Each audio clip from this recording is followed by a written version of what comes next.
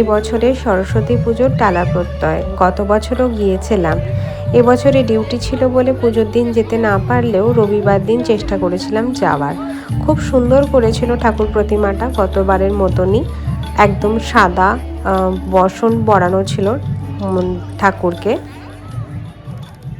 আমি গিয়েছিলাম আমার ইনলসদের সাথে, আমার হাজব্যান্ডও ছিল। আমার খুব ভালো লাগলো এবং কন্টিনিউয়াসলি ওখানে মিউজিক চলছিল, তো সেটাও খুব সুন্দর লাগছিল। সরস্বতী পুজো দুদিন পরেও এত মানুষের ভিড় দেখে ভালোই লাগছে। মানুষজন ঠাকুর দেখতে খুবই ভালোবাসে বাঙালিরা, সেটা বোঝাই যাচ্ছে। ঠাকুর প্রতিমাটা খুবই সুন্দর করেছেন, ফোকাস করে দেখানোর চেষ্টা করেছি।